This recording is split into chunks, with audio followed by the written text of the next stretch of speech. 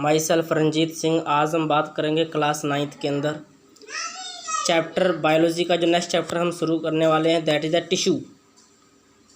Tissue chapter की आज हम स्टडी करेंगे। टिश्यूज़ के बारे में पढ़ेंगे, क्या होते हैं टिश्यूज़, किनको कहते हैं टिश्यूज़। आओ सीखने की कोशिश करते हैं। टिश्यू का मतलब होता है ग्रुप ऑफ सेल्स।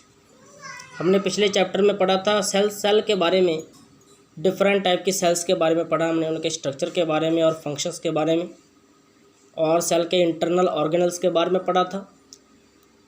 अब टिश्यू के बारे में पढ़ेंगे। टिश्यू मीन्स जब बहुत सारी सेल्स आपस में मिल जाती हैं, बहुत सारी सेल्स आपस में कंबाइन हो जाती हैं और कंबाइन होकर इकट्ठा फंक्शन करना शुरू कर देती हैं। मीन्स एक जैसा अपना कार्य करना, एक जैसा अपना फंक्शन करना शुरू कर देती हैं, मिलके काम करती हैं, तब इनको क्या कहा जाता है, टिश्यू कहा जाता है।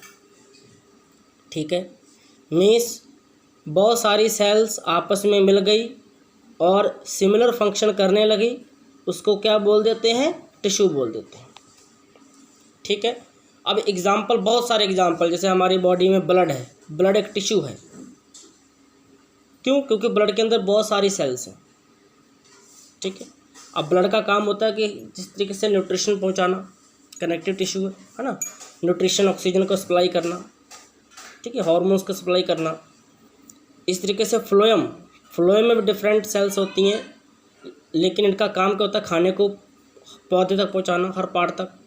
ऐसे मसल्स है, मसल्स में भी सेल्स होती हैं, है ना, लेकिन मसल्स का काम आप जानते हो मूवमेंट में हेल्प करते हैं। अब मल्टी सेलर जो ऑर्गेनिजम्स हैं, यूनिसेलर में क्या होगा, यूनिसेलर में सीधी सी बात है, एक सेल होगी और वही सेल सारे कार्य करने के लिए सक्षम होगी। लेकिन if we talk about multicellular organisms, इन मल्टी सेलर ऑर्गेनिजम्स में क्या होगा कि डिफरेंट टाइप के टिश्यूज़ देखने को मिलते हैं और वो डिफरेंट टिश्यूज़ क्या करते हैं, डिफरेंट फंक्शंस करते हैं। ठीक है ना, मैं आपको एक सीरीज बताता हूँ किस तरीके से बॉडी का निर्माण हुआ है। सेल से मिलके क्या बनी है, टिश्यू बनते हैं, और टिश्यू से मिलके क्या बनते हैं, ऑर्गन्स। ऑर्गन्स मिलके आपस में ऑर्गन सिस्टम बनाते हैं, और ऑर्गन सिस्टम मिलके आपस में क्या बनाते हैं, बॉडी बनाते हैं। इस तरीके से हमारी बॉडी का निर्माण होता है। कोई भी एनिमल हो, इस तरीके से जो हायर एनिमल्स हैं, जिसकी कॉम्प्लेक्सिटीज होती है जिनकी बॉडी में, इस तरीके का ऑर्गेनाइजेशन पाया जाता है। सेल्स मिलके टिश्यू बनाया, टिश्यू ने मिलके ऑर्गन, ऑर्गन्स ने मिलके क्या बनाया, ऑर्गन सिस्टम, देन बॉडी। ठीक है, लेकिन हम इस चैप्टर के अंदर टिश्यूज़ के बारे में पढ़ने वाले हैं। कितने टाइप के टिश्यूज़ होते हैं, प्लांट्स के टिश्यूज़ की स्टडी करेंगे, एनिमल्स टिश्यूज़ की स्टडी करेंगे। तो अब मल्टी सेलर ऑर्गेनिजम्स में जैसे एग्जाम्पल ब्लड का है, ब्लड होगा, बोन, मसल्स, ये सारे एग्जाम्पल्स हैं। देखो ब्लड भी अपना फंक्शन करती है, बोन्स का भी काम होता है फ्रेमवर्क बनाना बॉडी को, है ना, बॉडी मूवमेंट में हेल्प करना। ऐसे मसल्स है, तो सारे क्या हैं, टिश्यूज़ हैं। आज हम जो शुरू करने वाले हैं प्लांट टिश्यूज़ के बारे में पढ़ने वाले हैं। प्लांट टिश्यूज़ की स्टडी करेंगे। तो प्लांट टिश्यूज़ में हमें दो तरीके के टिश्यू देखने को मिलते हैं। एक मिलते हैं मेरिस्मेटिक टिश्यूज़, एक मिलते हैं परमानेंट टिश्यूज़।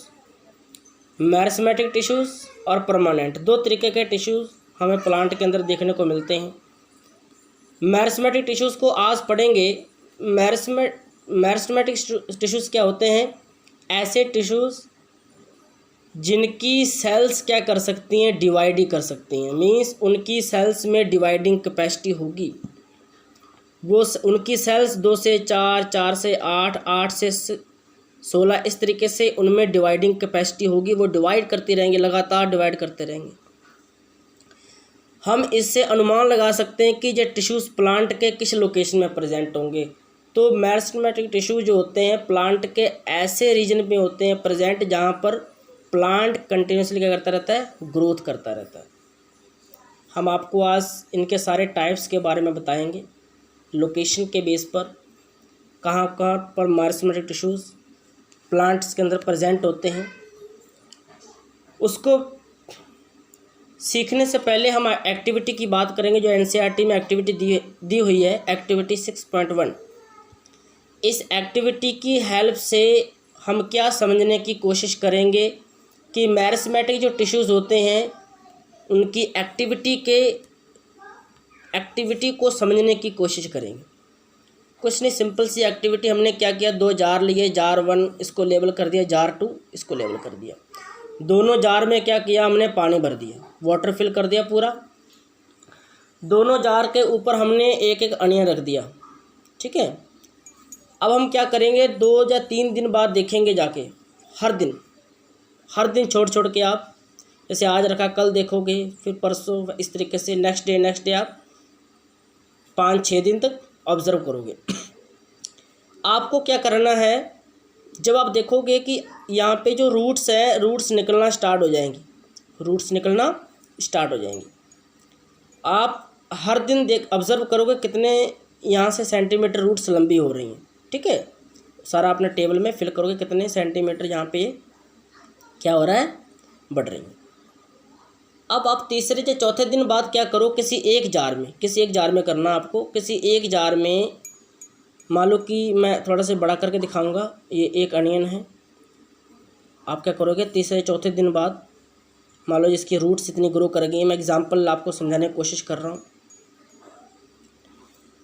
चौथे दिन बाद आप क्या करोगे, यहाँ से स्केल लेकर 1 सेंटीमीटर, यहाँ से 1 सेंटीमीटर, जैसे 1 सेंटीमीटर होगा, आप ब्लेड या सीजर की हेल्प से कट कर दोगे इसे, किसी एक जार की अनियन को उठाकर।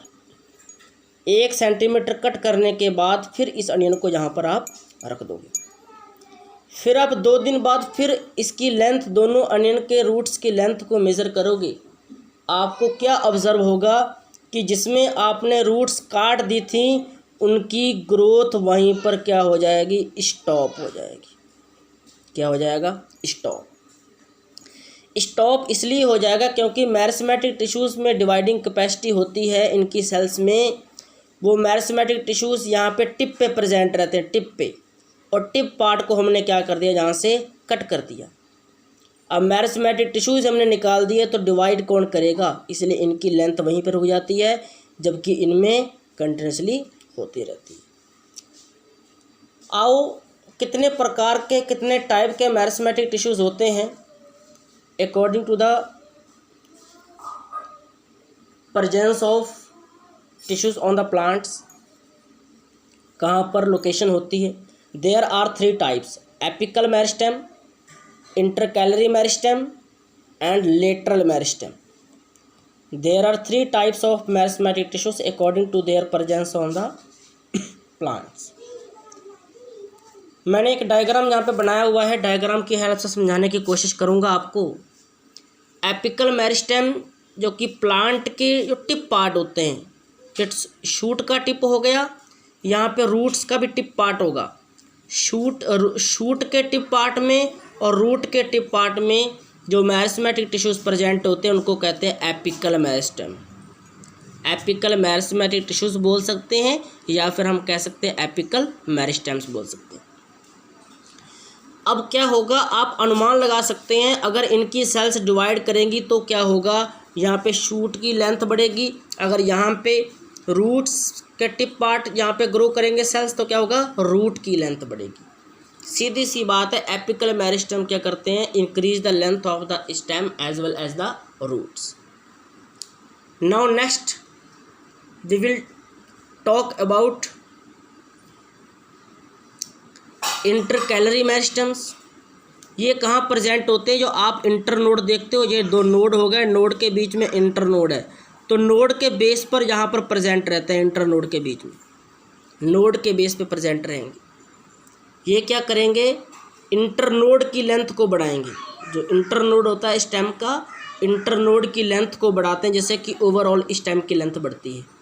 आप शुगर केन को आपने देखा होगा, शुगर केन में आप इजीली इंटरनोड को आप ऑब्जर्व कर सकते हैं।